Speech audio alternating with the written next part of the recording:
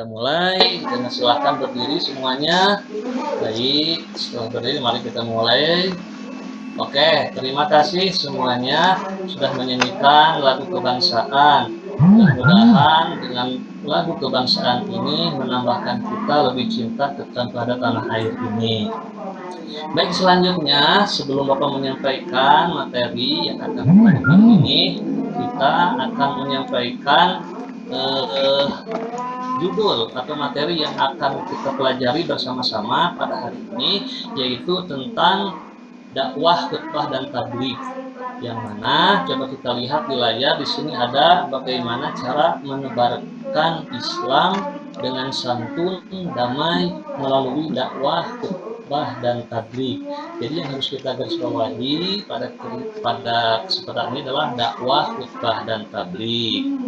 Baik, sebelum kita masuk ke materi, di sini Bapak akan menyampaikan dulu tujuan pembelajaran.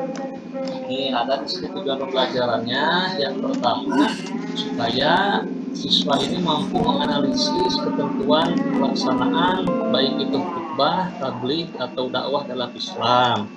Yang kedua, tujuan pembelajaran ini adalah mampu mempresentasikan ketentuan pelaksanaan khutbah, tabligh, dan dakwah dalam Islam. Dan yang ketiga, mudah-mudahan dengan kita belajar tentang khutbah tabligh ini, kita mampu membiasakan khutbah, tabligh, dan dakwah dalam kehidupan sehari-hari. Karena kita sudah balik, semuanya sudah SMA, sudah kelas 2, semuanya sudah tahu bagaimana itu cara khutbah, bagaimana tabligh, dan dakwah. Baik, selanjutnya setelah tujuan pembelajaran ini Bapak akan bertanya dulu tentang materi yang telah lalu minggu kemarin. Masih ingat nggak? Coba Pak Reddy masih ingat nggak pelajaran yang minggu kemarin tentang apa? Ya, tentang hidup jujur. Oh iya, Bapak. Materi sebelumnya yaitu sopan santun. Betul. Nah, kenapa kaitannya dengan materi sekarang? Supaya bagaimana khutbah, tabligh, dan ini dengan kewajiban kita untuk menjunjung tinggi nilai keberanian dan kejujuran. Jadi ada kaitannya pembelajaran yang minggu kemarin dengan pembelajaran pada hari ini. Mudah-mudahan dengan kita belajar khutbah tabligh ini bisa membedakan dan kita bisa melaksanakannya dengan keberanian dan kejujuran. Baik, di sini ada asesmen diagnostik terlebih dahulu. Anak-anak coba dipilih salah satu aja, coba bisa dibaca oleh satu orang. Ini apakah kalian sudah memahami berbagai perbedaan antara khutbah dan tabligh? Pak. Gimana? Kalau khutbah, tabligh, dan dakwah mirip Pak. Tapi ada bedanya, kalau khutbah itu waktunya khusus Pak, hanya di Jumat atau pada saat Idaen. Kalau tabligh dan dakwah saya sering tukar Pak. Baik, pintar, betul. Jadi, ya, gimana?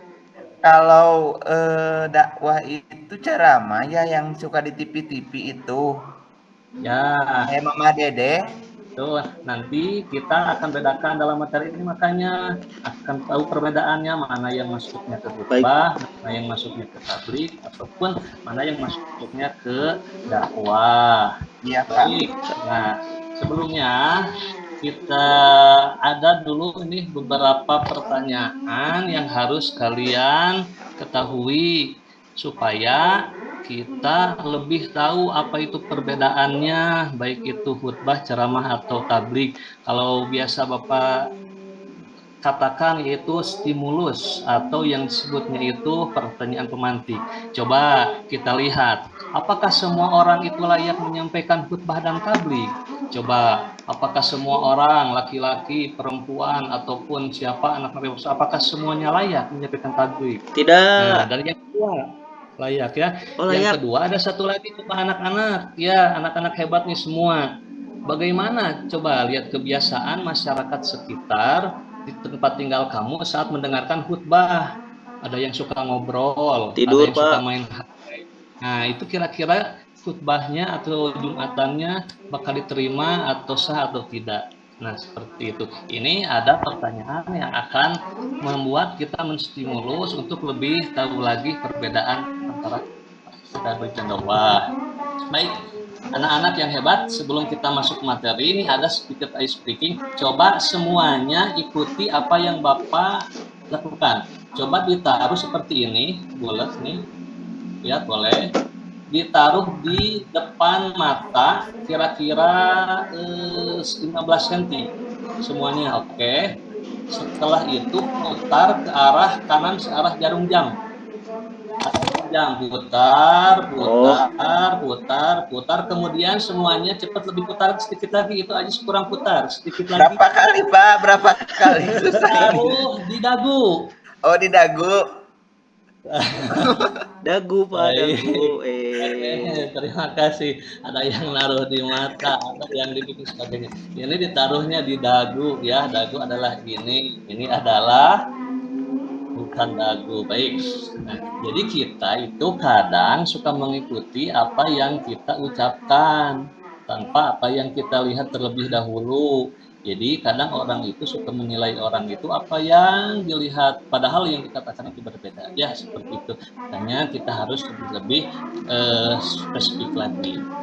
Baik anak-anak yang Bapak banggakan, anak-anak yang Bapak cintai. Untuk selanjutnya kita masuk ke materi. Coba Bapak di sini akan melakukan pembelajaran dengan sistem bagi kelompok ya. Silakan anak-anak. Dia ada Bapak, slide-nya tidak berubah, masih di asesmen diagnostik. Ya, gimana? Slide-nya belum berpindah, Pak, masih di asesmen diagnostik. Slide-nya. Oh, belum. Ini udah belum? Udah, Bapak. Ya, Sudah, Bapak. Baik. Sudah.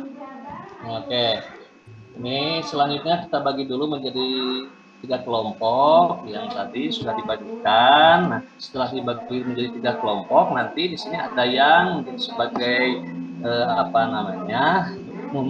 pemahaman dalam video, yang satu nanti dalam pemahaman, kemudian dalam audio, dan satu lagi dalam kinestetik. Bapak akan bagi menjadi 3 kelompok pembelajaran ini. Dan kemudian ini ada alat peraganya, silahkan alat peraga Bapak bagikan pada satu orang. Ya Pak, terima kasih. Ya, kemudian nanti silahkan dari setiap LKPD dan alat peraga ini, dari 3 kelompok ini silahkan dipelajari, kemudian dicermati.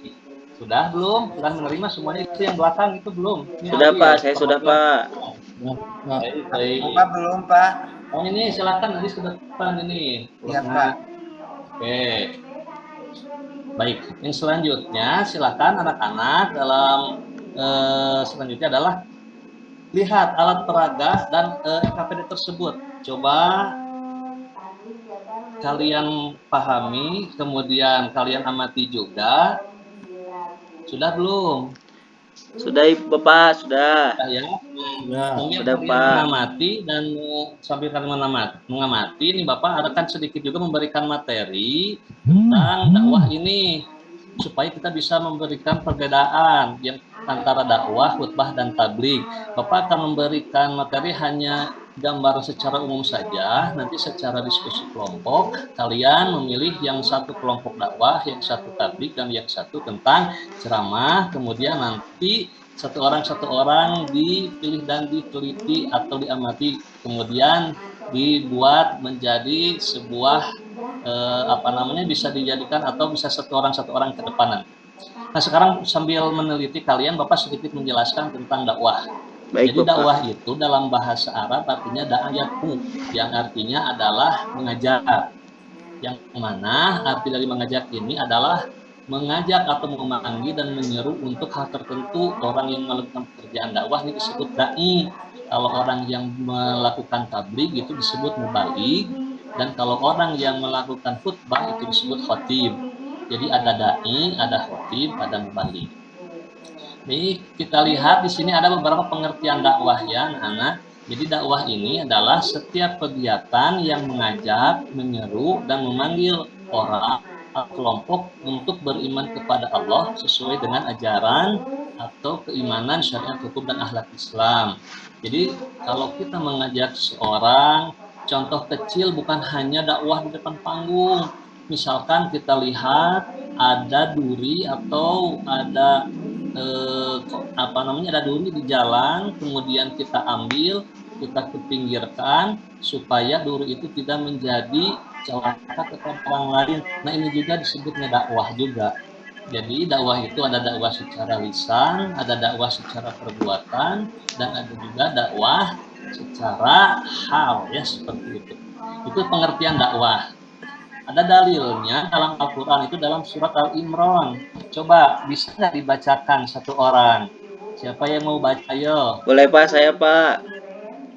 Baik, silakan Bahjat. Ya. Nih, rajin sekali. Coba silakan dibaca. A'udzu billahi minasyaitonir rajim. Bismillahirrahmanirrahim. Wal takum minkum ummatun yad'una ilal khairi wa ya'muruna bil ma'rufi wa yanhauna 'anil munkar wa ulaika humul muflihun. Artinya biasanya yang perempuan, coba kalau boleh satu orang untuk membaca artinya. Silakan. Nur Halimah Pak, Nur Halimah. Halimah, oh iya Halimah bagus. Biasanya bacaannya tajunya juga udah bagus. Coba Nur Halimah, boleh? Iya Bapak. Baik. Artinya, dan hendaklah di antara kamu ada segolongan orang yang menyeru kepada kebaikan, menyuruh buat yang ma'ruf dan mencegah dari yang mungkar, dan mereka itulah orang-orang yang beruntung. Baik. Bapak eta ajis tama wae Bapak itu tadi. Ajis nih, pintar nih. Baik. Jadi dakwah itu intinya mengajak kepada kebaikan dan mencegah kepada kemungkaran. Oke, kira-kira bisa dipahami ya anak-anak? Dakwah itu mengajak kepada kebaikan dan mencegah kepada kemungkaran. Untuk yang selanjutnya, karena waktunya kita terbatas, di sini ada yang disebut dengan tabligh atau sebentar ya. Nih, yang selanjutnya yang kedua ada khutbah dulu. Yang tadi kata Bahjat itu katanya kalau khutbah Jumat itu tidak boleh ngobrol karena akan membatalkan. Betul. Perbedaannya khutbah dengan dakwah, kalau khutbah itu ada syarat dan rukun. Yang mana ketika rukun tidak dilaksanakan, maka khutbahnya tidak sah. Seperti tadi ketika khutbah ada yang mengobrol atau memegang HP atau main game, termasuk orang yang memperingatkan seseorang ketika sholat, ketika khutbah, orang yang memperingatkannya pun juga sama akan batal juga. Oke, kira-kira bisa dibedakan ya antara khutbah dan dakwah. Kalau khutbah itu ada syarat dan rukunnya. Nah, seperti itu. Nih, ini ada khutbah, salah satunya tadi betul, ada khutbah Jumat, ada khutbah Idul Fitri, ada khutbah sholat istisqa, kemudian ada khutbah termasuk khutbah nikah. Seperti itu ya. Nih, yang paling harus diperhatikan, karena sedikit lagi kita akan memasuki yang ketiga. Yang paling penting adalah rukun, ada membaca hamdalah, membaca sholawat,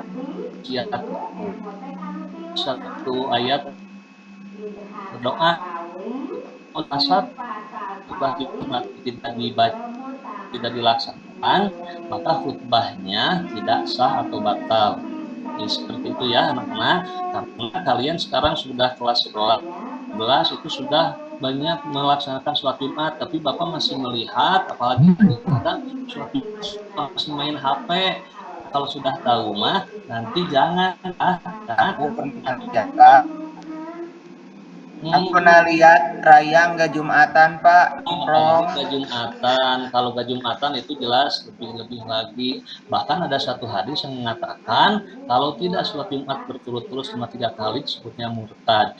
Minimal ini saja ya anak-anak, kita melaksanakan rukun yang 5 ini. Jadi jangan sampai kita atau main HP. Dan yang terakhir adalah tabligh. Tabligh ini adalah menyampaikan kata balagho ibalihu, yaitu orangnya disebut mubalik. Yang mana kalau tablik ini bukan hanya di podium, bukan hanya di masjid, di mana saja kita bisa menyampaikan yang baik kepada orang yang baik itu yang tadinya tidak tahu menjadi tahu. Ini dalilnya. Ada Bapak bacakan dalam surat Al-Ahzab ayat 39, alladzina yuballighuna risalatillah wa yashaunahu wa yashauna hadan illallah wa kafabilah hasidah.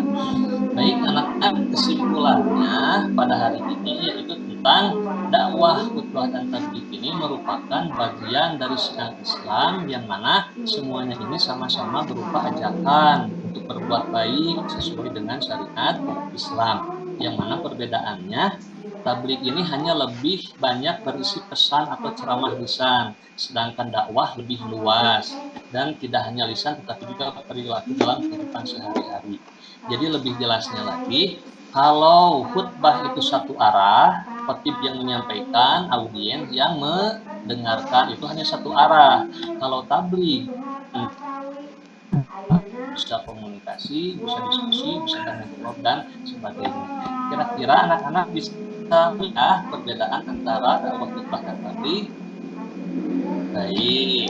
Nah, setelah Bapak menyampaikan, maka tadi Bapak sudah membagikan kelompok yang tadi.